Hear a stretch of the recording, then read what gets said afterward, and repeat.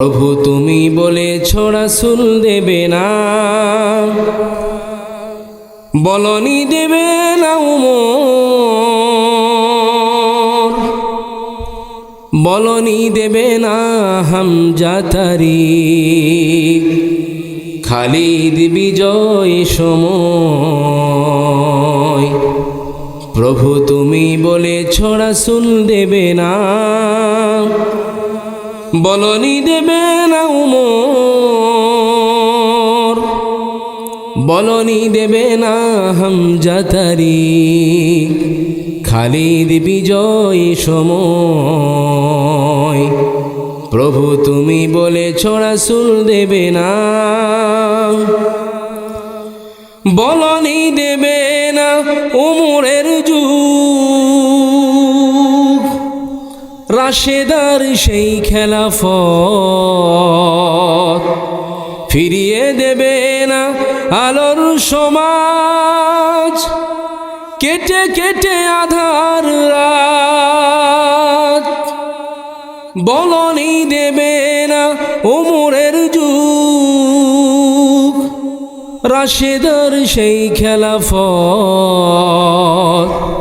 ফিরিয়ে দেবে না আলোর সমাজ, কেটে কেটে আধার রাত।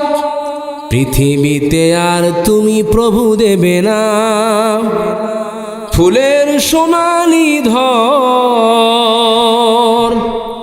বলনি দেবে না হামজা তারিক, খালিদ বিজয় সময়। প্রভু তুমি বলেছ রাসূল দেবে না, পৃথিবীর দিকে দিকে শুধু হাহাকার, লাঞ্ছিত মানবতার, মাজলুমানের এই আহাজারিতে বয় বাতাসে বিষণ্ণতা। পুনরায় পাঠাও গো উমর আবার, কাটুক আধার এই ঘোর, বলনি দেবে না হামজা তারিক, খালিদ বিজয় সময়। প্রভু তুমি বলেছ রাসূল দেবে না, বলনি দেবে না উমর, বলনি দেবে না হামজা তারিক, খালিদ বিজয় সময়। আল্লাহর হাবিব সাল্লাল্লাহু আলাইহি ওয়াসাল্লাম আজ থেকে 1400 বছর পূর্বে তিনি বলে গিয়েছেন। সেই জন্য বলি, কোরআন হলো এমন একটি পরশ পাথর আমার ভাইরা, এই কোরআনের কাছে যারা এসেছেন আমার ভাইরা, জিরো থেকে আল্লাহ রাব্বুল আলামিন তাদেরকে কিন্তু হিরো বানাইয়া দিয়েছেন। কথা বলেন ঠিক কিনা? আবু বকরের দিকে তাকান আমার ভাইরা, আবু বকরকে আল্লাহ রাব্বুল আলামিন জিরো থেকে হিরো বানাইয়া দিয়েছেন আমার ভাইরা। হযরতে ওমরের দিকে তাকান, ওমর রাদিয়াল্লাহু তাআলা আনহু যদি কোনো রাস্তা দিয়ে যায়, শয়তান সেই রাস্তা দিয়ে চলাচল করতেও বড্ড ভয় পায়। এমনকি আমার ভাইরা সেই ওমরের মর্যাদা আল্লাহ রাব্বুল আলামিন এতটা বৃদ্ধি করে দিয়েছেন আমার ভাইরা। আল্লাহর হাবিব সাল্লাল্লাহু আলাইহি ওয়াসাল্লাম সেই ওমরের ব্যাপারে বলেছেন, আমার পরে আল্লাহ রাব্বুল আলামিন যদি কাউকে নতুন করে নবুয়ত দান করতেন, তাহলে আমার পরে ওমরকে আল্লাহ পাক নবুয়ত দান করতেন। শুধু তাই নয়, এই কোরআনটা বোঝার কারণে, অথচ ওমর মক্কার বড় বড় কাফেররা, ওমর কিন্তু কাট্টা কাফের ছিল, কোরআন মানত না, ইসলাম মানত না, ইমান কোনো ধর্ম মানত না আমার ভাইরা। যখন আবু জাহেল, উতবা, শাইবা, ওয়ালিদ ইবনে মুগিরা, মক্কার বড় বড় কাফের বেঈমানেরা যখন সিদ্ধান্ত নেওয়ার পরে ঘোষণা দিল যে মুহাম্মদ সাল্লাল্লাহু আলাইহি ওয়াসাল্লামের মাথা কল্লা যে নিয়ে আসতে পারবে তাকে এত দিরহাম, এত এনাম পুরস্কৃত করা হবে আমার ভাইয়েরা। এই ঘোষণা শোনার পরে ওমর সঙ্গে সঙ্গে রাজি হয়ে গিয়েছে আল্লাহর হাবিব সাল্লাল্লাহু আলাইহি ওয়াসাল্লামের দেহ থেকে মাথাটা দ্বিখণ্ডিত করার জন্য আমার ভাইরা। হযরতে ওমর রাদিয়াল্লাহু তাআলা আনহু নাঙ্গা তরবারি নিয়ে দ্রুতগামী ঘোড়া নিয়ে ছুটছেন। আল্লাহর হাবিব সাল্লাল্লাহু আলাইহি ওয়াসাল্লামের দেহ থেকে মাথাটা বিচ্ছিন্ন করার জন্য ওমর যাইতেছে। যাইতে যাইতে যখন বনু সাহারা গোত্রের নিকটে পৌঁছে যায়, বনু সাহারা গোত্রের লোকেরা ডাক দিয়ে কয়, ওমর তুমি কোথায় যাও? ওমর রাদিয়াল্লাহু তাআলা আনহু সঙ্গে সঙ্গে কয়, আমি মুহাম্মাদের কাল্লা কাটার জন্য যাই। নাউজুবিল্লাহ, জোরে পড়েন, আরো আওয়াজ দিয়ে বলেন নাউজুবিল্লাহ। বনু সাহারা গোত্রের লোকেরা ওমরকে কয়, ওমর তুমি কোথায় যাও? কয়, আমি মুহাম্মাদের কাল্লা কাটার জন্য যাই। সঙ্গে সঙ্গে আমার ভাইয়েরা, বনু সাহারা গোত্রের লোকেরা কয়, ওমর মুহাম্মাদের কাল্লা তুমি পরে নাও, আগে তোমার বাড়িতে যাও, তোমার বাড়ি আগে ঠিকঠাক করো। তোমার বোন ফাতেমা এবং তার জামাই সাঈদ তো ইসলাম গ্রহণ করেছে। কন্যা সুবহানাল্লাহ, আর আওয়াজ দিয়ে বলেন সুবহানাল্লাহ। আমার ভাইয়েরা, এই কথা শোনার সঙ্গে সঙ্গে ওমরের চেহারা একেবারে লাল হয়ে গেল। সঙ্গে সঙ্গে ঘোড়াটা বাড়ির দিকে ঘুরিয়া দ্রুত ছুটছেন বাড়ির দিকে। ওই দিকে হযরতে খাব্বাব রাদিয়াল্লাহু তাআলা আনহু, হযরতে ওমরের বোন ফাতেমা রাদিয়াল্লাহু তাআলা আনহা এবং তার জামাই সাঈদকে কোরআনে কারীমের কয়েকটি আয়াতে কারিমা তেলাওয়াত করে শোনাচ্ছেন। সূরা তাহার কয়েকটা আয়াতে কারিমা তেলাওয়াত করে শোনাচ্ছেন। আমার ভাইয়েরা, ওমর যেই না গৃহদ্বারে হাজির হয়েছে, পায়ের আওয়াজটা বুঝতে পেরে হযরতে খাব্বাব রাদিয়াল্লাহু তাআলা আনহু সঙ্গে সঙ্গে ঘরের মধ্যে লুকিয়ে পড়েছেন। ওমর দরজায় নক করেছেন, দরজা খুলে দাও। সঙ্গে সঙ্গে দরজা খুলে দেওয়া হলো। দরজা খোলা মাত্রই কোনো কথা নাই, কোনো বার্তা নাই। আমার ভাইরা, তার বোন আর জামাই সাঈদকে মারা শুরু করেছে। মারতে মারতে একেবারে রক্তাক্ত করে ফেলেছে। আমার ভাইরা, যখন ফিনকি দিয়ে শরীর থেকে রক্ত বের হতে লেগেছে, ওমরের মনে তখন কিছুটা দয়া হয়েছে। আমার ভাইরা, ওমর রাদিয়াল্লাহু তাআলা আনহু দুহাত বেরিয়ে তখন চিৎকার দিয়ে বলতেছেন, ও আমার কলিজার টুকরা বোন আর বোন জামাই, তোরা কি পাইনি যে মুহাম্মাদের ধর্ম তোরা গ্রহণ করে ফেললি?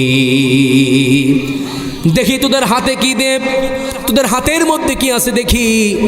হযরতে ফাতেমা রাদিয়াল্লাহু তাআলা আনহা কয়, ভাইয়া তুমি তো নাপাক, আর ইন্নাহুম রিজসুন লা ইয়ামাসসুহু ইল্লাল মুতাহহারুন, ইন্নাহুম রিজসুন লা ইয়ামাসসুহু ইল্লাল মুতাহহারুন। তুমি তো নাপাকি অবস্থায় আছো, আর নাপাকি অবস্থায় এই কালামকে, এই কোরআনকে স্পর্শ করা যায় না।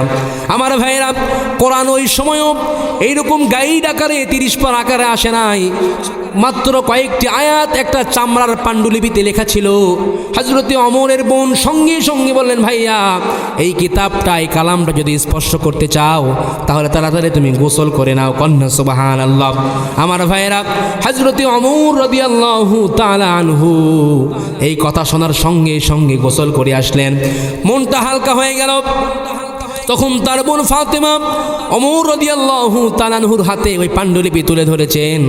আরবি মানুষ ছিলেন, খুব ভালো আরবি বুঝতেন। আমার ভাইয়েরা, সঙ্গে সঙ্গে হাতে নিয়ে পড়ছেন, তাহা মা আনজালনা আলাইকাল কুরআনা লিতাশকা। জোরে বলেন আল্লাহু আকবার, আরো আওয়াজ দিয়ে বলেন আল্লাহু আকবার। আমার ভাইয়েরা, হযরতে ওমর রাদিয়াল্লাহু তাআলা আনহু আরবি খুব ভালো বুঝতেন, খুব ভালো জ্ঞানের অধিকারী ছিলেন। এই আয়াতে কারিমা পড়ার সঙ্গে সঙ্গে চিন্তা করলেন, সে একেবারে বিশ্বনবী সাল্লাল্লাহু আলাইহি ওয়াসাল্লামকে দেখার জন্য একেবারে পাগল হয়ে গেলেন। কন্যা সুবহানাল্লাহ। বারবার বলছেন, আইনা মুহাম্মদ, আইনা মুহাম্মদ, আইনা মুহাম্মদ, মুহাম্মদ কোথায়, মুহাম্মদ কোথায়? হযরতে খাব্বাব রাদিয়াল্লাহু তাআলা আনহু সঙ্গে সঙ্গে বের হয়ে বলতেছেন, ওমর যদি মুহাম্মদ সাল্লাল্লাহু আলাইহি ওয়াসাল্লামকে দেখতে চাও তাড়াতাড়ি জলদি করে দারুল আরকামে চলে যাও। আমার ভাইয়েরা, হযরতে ওমর রাদিয়াল্লাহু তাআলা আনহু ঘোড়া নিয়ে দারুল আরকামের দিকে ছুটছেন। দারুল আরকামের যেই না কিনারে পৌঁছে গিয়েছে, আমার ভাইয়েরা, হযরতে ওমর রাদিয়াল্লাহু তাআলা আনহু যেই না দারুল আরকামে পৌঁছে গিয়েছেন, বিশ্বনবী সাল্লাল্লাহু আলাইহি ওয়াসাল্লামের চাচা আমির হামজা ওমর রাদিয়াল্লাহু তাআলা আনহুকে সঙ্গে সঙ্গে দেখা মাত্রই নবীজিকে বলতেছেন, ইয়া রাসূলুল্লাহি ইয়া হাবিবাল্লাহ, খাত্তাবের ছেলে ওমর যেভাবে নাঙ্গা তরবারি নিয়ে আপনার দিকে ধেয়ে আসছে, আমার মন বলছে সে আপনার উপরে আক্রমণ করবে। ইয়া রাসূলুল্লাহ ইয়া হাবিবাল্লাহ, আপনি তাড়াতাড়ি দারুল আরকাম থেকে বেরিয়ে যান, ওমরকে আমরাই দেখে নিব। আল্লাহর হাবিব সাল্লাল্লাহু আলাইহি ওয়াসাল্লাম এই কথা বলার সঙ্গে সঙ্গে আমার ভাইরা নবীজি বলতেছেন, ও আমার কলিজার টুকরা চাচা, ও আমার প্রিয় সাহাবীরা, আজকে ওমরকে কেউ বাধা দিও না। আমার মন বলছে তাহাজ্জুদের নামাজের সময় আমি আল্লাহ রাব্বুল আলামিনের কাছে আমি যে বিশেষ দোয়াটি করেছি, আমার মন বলছে আসমানের মালিক আল্লাহ রাব্বুল আলামিন আমার সেই বিশেষ দোয়াটি আজকে কবুল করতে শুরু করেছে। আমার ভাইরা, হযরতে ওমর রাদিয়াল্লাহু তাআলা আনহু সঙ্গে সঙ্গে দারুল আরকামের মধ্যে ঢুকে পড়ে নবীজির চেহারা দেখে একেবারে পাগল হয়ে গেলেন। আল্লাহর হাবিব সাল্লাল্লাহু আলাইহি ওয়াসাল্লামকে দেখা মাত্রই সঙ্গে সঙ্গে ওমর পড়ছেন, আশহাদু আল্লাহ ইলাহা ইল্লাল্লাহু ওয়া আশহাদু আন্না মুহাম্মাদান আবদুহু ওয়া রাসূলুহু। জোরে বলেন আল্লাহু আকবার, আরো আওয়াজ দিয়ে বলেন আল্লাহু আকবার। আমার ভাইরা, সঙ্গে সঙ্গে ওমর আবেগে আপ্লুত হয়ে পড়লেন, সঙ্গে সঙ্গে নবীজির চেহারা দেখে তিনি ইসলাম গ্রহণ করলেন। কন্যা সুবহানাল্লাহ। তাহলে এই কোরআনের কাছে যারাই এসেছে তাদের জীবনের গতি জিরো থেকে আল্লাহ রাব্বুল আলামিন হিরো বানাইয়া দিয়েছেন। কন্যা সুবহানাল্লাহ। আজ মুসলমান নেতৃত্ব শূন্য, আমরা কোনো নেতৃত্ব আমাদের হাতে নাই, থাকলেও মাঝে মধ্যে আমাদের উপরে দুই একটা জালেম এসে ভর করে, জালেমরা আমাদের উপর চড়াও হয়, একেবারে পুরা দুনিয়াটা একেবারে রিজা রিজা করে ফেল দেয়। কথা বলেন ঠিক কিনা? প্রিয় ভাইরা, এগুলো আমাদের হাতের কামাই। আল্লাহ পাক বলছেন, যহরাল ফাসাদু ফিল বাররি ওয়াল বাহরি বিমা কাসাবাত আইদিন নাস। এই জমিনের উপরে যেই সমস্ত বেহায়াপনা, অশ্লীলতা, গুনাহের কাজ, আল্লাহ পাক এই সব কিছুর কারণে আমাদের কাঁধের উপরে এক একটা জালেমকে আল্লাহ পাক পতিত করেন। ওই জালেমের কারণে, আমাদের গুনাহের কারণে আমরা কোরআন থেকে যেটা দূরে সরিয়ে যাচ্ছি, এই কারণে আমরা দুনিয়ার বুকে চলাচল করছি। আমাদের নামাজ নাই, কালাম নাই, রোজা নাই, জাকাত নাই, কোনো কিচ্ছু নাই, শুধু ধান্দা একটাই, যে কোনো মূল্যেই হোক আমাদেরকে কামাই করতেই হবে। ঠিক কিনা? চাই হালাল হোক চাই হারাম হোক, টার্গেট নিয়েছে একটা। অমুকের আছে একটা বাড়ি, একদম রোড প্লেসে একটা আছে বাড়ি, কেমন করে আমি বাড়ি করব, এই ধান্দা নিয়ে আমরা চলাচল করছি। অমুকের আছে একটা গাড়ি, আমার কেমন করে গাড়ি হবে, সেই ধান্দা নিয়ে আমরা চলাচল করছি। প্রিয় ভাইরা, চিন্তা করেন, এই সম্পদের লোভ লালসায় পড়ে আমরা দুনিয়ার সব কিছু, এই দুনিয়ার জীবন একটা ধোকাময় জীবন, এই দুনিয়ার জীবন একটা লালসাময় জীবন, এই লালসাময় জীবনের পিছনে পড়ে আমরা সকলেই কিন্তু আমাদের মহামূল্যবান সম্পদ, এই কোরআন থেকে পিছিয়ে আমাদের মহামূল্যবান সম্পদ সময়টাকে আমরা কিন্তু নষ্ট করে ফেলছি। কথা বলেন ঠিক কিনা? আমার ভাইরা, এই দুনিয়ার জীবন এটা একটা লালসাময় জীবন। দুনিয়ার এই লালসাময় জীবনের পিছনে পড়ে আমরা সকলেই আমাদের মহামূল্যবান সম্পদ সময়টাকে আমরা নষ্ট করে ফেলছি। আমার ভাইরা, দুনিয়ার যুগে, দুনিয়ার জীবনে লেখাপড়া বেশি, কিন্তু পরীক্ষার হলে সময় কম। ঠিক তেমনইভাবে এই দুনিয়ার সময়টা যদি অল্প আমার ভাইরা, কিন্তু এই অল্প সময়ের দামটা আল্লাহ রাব্বুল আলামিনের কাছে অনেক বেশি। কথা বলেন ঠিক কিনা? কারণ আমরা তো চালাক বলি তাদের, যারা অল্প সময়ে বুদ্ধি খাটিয়ে দুনিয়ার মধ্যে সম্পদের মালিক হয়ে যায়।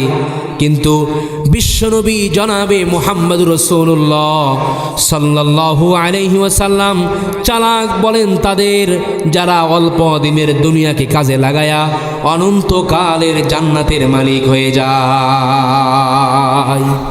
সেই জন্য এই দুনিয়াতেই মূলত সফলতা বিফলতার বীজ মানুষ বপন করে, কারণ দুনিয়ার আমালের উপর আখিরাতের ফলাফল নির্ভর করে। আমার ভাইরা, এখানে আমরা যা রোপণ করব, যে বীজটা লাগাবো, তার ফলটা কিছুদিন পর দুনিয়াতে আমরা ভক্ষণ করব। কথা বলেন ঠিক কিনা? আমার ভাইরা, অনেক মানুষ আমরা ধান কেটে আলু কিন্তু লাগাইছি, এগুলো কয়েক মাস পর আমরা আবার এগুলো কিন্তু পাবো।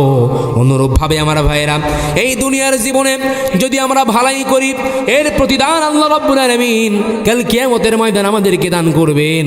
আর যদি খারাপই করি, সেটাকেও আল্লাহ রাব্বুল আলামিন কাল কিয়ামতের ময়দানে কোটি কোটি মানুষের সম্মুখে ফোকাস করবেন। আল্লাহ রাব্বুল আলামিন বলেন, ফামান ইয়ামাল মিসকালা যাররাতিন খায়রান ইয়ারাহু ومن يعمل مثقال ذرة شرا يره। দুনিয়ার জমিনে তোমরা যদি সরিষার দানা পরিমাণ, জাররা পরিমাণও যদি কোনো ভালো কোনো কাজ করো বান্দা, সেটাকেও আমি আল্লাহ রাব্বুল আলামিন কাল কিয়ামতের ময়দানে তোমাদেরকে দান করব। কন্যা সুবহানাল্লাহ। আমার ভাইরা, আর যদি জাররা পরিমাণও যদি কোনো বেহায়াপনা, কোনো খারাপই করো আমার ভাইরা, সেটাকেও আল্লাহ রাব্বুল আলামিন কাল কিয়ামতের ময়দানে কোটি কোটি মানুষের সম্মুখে ফোকাস করবে। তাহলে একটু চিন্তা করে দেখেছেন আমাদের জীবন, এই সময়টা আমরা যে বসেছি এখানে, নিজেদেরকে যদি প্রশ্ন করে জিজ্ঞাসা করি, বয়স প্রায় 40-50-এর কোঠায় পৌঁছে গিয়েছে। এই মুহূর্তে যদি আমার আপনার মৃত্যু হয়ে যায়, এখনই যদি আমি আপনি যদি মারা যাই, আল্লাহর কাছে কোনো হিসাব দিতে পারবো ভাই? আল্লাহ পাক যদি আমাকে প্রশ্ন করে আজকের এই মাহফিলে বসার আগেই আমরা কি করেছি, যদি আল্লাহ পাক প্রশ্ন করে, কোনো উত্তর আছে? কোনো উত্তর দিতে পারবো আমরা? কোনো উত্তর নাই প্রিয় ভাইরা আমার। এই জন্য এই দুনিয়াতেই মূলত সফলতা বিফলতার বীজ মানুষ বপন করে, কারণ দুনিয়ার আমালের উপর আখিরাতের ফলাফল নির্ভর করে। কন্যা সুবহানাল্লাহ। সুতরাং এই দুনিয়াতেই আমাদের কোনো চূড়ান্ত সফলতা নেই। আমাদের চূড়ান্ত সফলতা হবে সেই দিন আল্লাহ পাক জান্নাতের ঘোষণা আমাদেরকে দিবে যে দিন। কথা বলেন, কথা ঠিক কিনা? দুনিয়ার জমিনে শুধু সুন্দর সুন্দর নারী, গাড়ি, দামি দামি বাড়ি, এগুলো আমাদের চূড়ান্ত সফলতা নয়। আমাদের সফলতার মাপকাঠি ওই দিনই হবে যেদিন আল্লাহ রাব্বুল আলামিন আমার আপনার ব্যাপারে জান্নাতের ঘোষণা করবে। কন্যা সুবহানাল্লাহ। এই জন্য আমার ভাইয়েরা, এই দুনিয়ার জমিনে ভালো কিছু যদি করতে চান, দুনিয়ার জমিনে আল্লাহ রাব্বুল আলামিনের বিধান 5 ওয়াক্ত নামাজ যথারীতি জামাতের সঙ্গে আদায় করে যান।